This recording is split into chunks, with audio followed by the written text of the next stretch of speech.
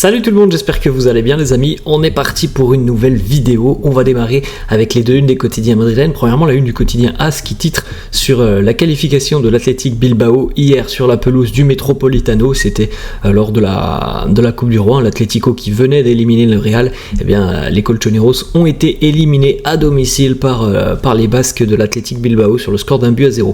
En ce qui concerne le Real, pas peu d'informations parce que le Real évidemment est éliminé de la Coupe du Roi. Mais on a quand même une petite information qui concerne Erling Haaland. C'est en bas de cette une du quotidien AS, Haaland, Madrid o Renovación. Selon le quotidien AS, alors évidemment encore une fois c'est des informations à prendre avec des pincettes, Erling Haaland en envisagerait que deux options à l'heure actuelle: la prolongation de contrat avec Manchester City ou alors un départ du côté du Real, et le départ du côté du Real étant lié à l'avenir de Kylian Mbappé. Et donc selon le quotidien AS, Haaland, avant de prendre une décision définitive, attendrait de voir un petit peu ce qu'il va se passer sur le dossier Mbappé. On continue les amis avec la une du quotidien Marca. Là encore une fois c'est l'Athletic Bilbao qui est en une du quotidien Marca. Pas d'information, absolument aucune, qui concerne le Real. On enchaîne puisqu'on a des informations nous qui viennent de la séance d'entraînement. On en avait parlé un petit peu hier d'ailleurs. Le Real qui prépare son choc face à Gérone samedi. On avait hier quelques absences à l'entraînement. Alors on n'a pas beaucoup plus d'informations sur ces absences. Ce que l'on peut noter sur cette photo, par exemple, Camavinga est à l'entraînement, retour du bandage au niveau du genou pour Cama, donc ça a l'air d'aller pour Camavinga, qui devrait être disponible et apte pour affronter les Catalans ce week-end. Petite photo aussi puisque lui aussi était de retour à l'entraînement. Alors comme d'habitude les amis, c'est un entraînement individuel pour le moment pour Eder Militao, mais il a les crampons aux pieds et on sent que le retour avec le groupe est tout proche, et ça sera une très très bonne nouvelle d'avoir le retour de Militao sur la fin de saison. Autre photo, lui aussi, lui on sait qu'il touche le ballon depuis quelques semaines maintenant, qu'il a remis les gants depuis quelques semaines. Thibaut Courtois aussi, entraînement individuel. On est tous très impatients d'avoir une déclaration de Carlo. Alors on ne sait pas trop quand ça tombera, mais Carlo qui annoncera donc le retour avec le groupe de Militao ou Courtois. On sent que ça va arriver, mais on est tous très impatients. Autre petite photo, là, c'est celle que l'on a vue avec le bandage de Camavinga, mais regardez un petit peu la qualité quand même présente sur cette photo: Toni Kroos, Luka Modric et Cama. On enchaîne avec hier la présence d'une jeune enfant qui est malheureusement touchée par la maladie, par un cancer. C'est Nacho qui a décidé d'inviter la jeune Maria Muniez à venir rencontrer les joueurs, à venir découvrir un petit peu les installations du club. Donc voilà, ils lui ont évidemment offert un maillot signé par toute l'équipe.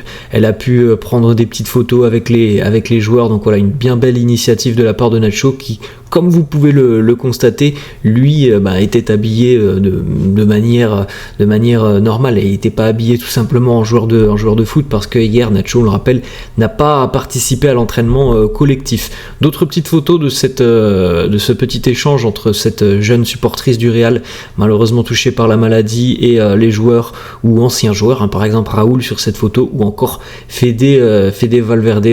On souligne et on félicite évidemment le club pour avoir donné des moments précieux, je pense, dans la vie de cette jeune enfant. Une information justement sur l'absence de Nacho hier. Nacho a une surcharge musculaire et il est plus qu'incertain pour le match face à Gérone ce week-end. C'est pas une très bonne nouvelle quand on connaît les problèmes défensifs du Real à l'heure actuelle en termes de pépins physiques. Il y a peu de joueurs à l'heure actuelle qui, surtout dans le secteur défensif, qui ne sont pas touchés par des problèmes d'ordre physique. À l'heure actuelle, ce qui est quand même assez fou côté Real, c'est que les 4 défenseurs centraux de métier, on va dire ça comme ça, mais les 4 défenseurs centraux sont tous out pour le moment et sont écartés des terrains pour diverses blessures plus ou moins longues. Évidemment, les ligaments croisés pour Alaba et Militao, la surcharge musculaire à l'instant T pour Nacho, et puis pour Antonio Rudiger aussi, hier il a participé à un entraînement individuel sur la pelouse, donc il n'a pas participé à l'entraînement collectif. Donc à l'heure actuelle c'est vraiment compliqué de se projeter sur ce match face à Gérone en se disant tout simplement, tiens, c'est lui qui va être aligné par Carlo, parce que franchement à l'heure actuelle c'est quand même le gros point d'interrogation, comment Carlo va pouvoir aligner une défense centrale ce samedi face à Gérone. Petite information, donc selon le quotidien Marca, si et seulement si les absences de Rudiger et de Nacho se confirment pour la réception de Gérone, la défense centrale devrait être Tchouaméni, Dani Carvajal. Donc c'est quand même assez fou de se dire qu'un club comme le Real va devoir composer avec un milieu de terrain en défense centrale et un latéral en défense centrale pour affronter son plus grand rival pour le moment en championnat, le club de Gérone. Donc on suivra évidemment les informations. De toute façon demain il y aura la conférence de presse d'avant-match et Carlo, je pense, fera un petit point sur l'état des joueurs et des blessés. On continue avec un petit post sur les réseaux sociaux de Camavinga qui a reposté une vidéo de lui en train de jouer au basket, et voilà, les commentaires de ses coéquipiers évidemment, ils sont tout de suite venus lui montrer leur affection. Vinicius qui lui dit avec pas mal de smiley sourire, "This is your sport", c'est ton sport. On a Lucas Vasquez qui nous dit "Ja Morant in the house". Ja Morant est un joueur, très bon joueur d'ailleurs NBA, et on a Rodrigo qui laisse ce petit commentaire à Kama, l'athlète le plus complet au monde, parce que visiblement, j'ai pas vu la vidéo, mais visiblement Kama a l'air peut-être très doué au basket, ou alors c'est de l'ironie, je n'en sais rien, j'ai pas vu la vidéo. On continue avec une information mercato qui concerne Toni Kroos. La prolongation de contrat de Kroos sera sur la table évidemment sur les prochains mois jusqu'à la fin de saison. Est-ce que lui veut continuer? Est-ce que le Real veut continuer? Je pense que là déjà on a une réponse sûre le Real veut que Toni Kroos continue et prolonge l'aventure. Oui, après maintenant reste à savoir que veut faire l'Allemand. Ça c'est une autre question. Il a déjà sorti plusieurs déclarations depuis quelques années qui disaient que s'il se sentait pas bien, s'il n'était plus capable de performer au plus haut niveau, il ne voulait pas s'entêter à continuer. Bon, cette année je pense qu'on a tous vu à quel point il pouvait être encore important, à quel point il était encore, je pense, physiquement plutôt bien. Donc je pense que le Real, lui, du côté du club, on veut qu'il continue. Maintenant c'est la décision du joueur.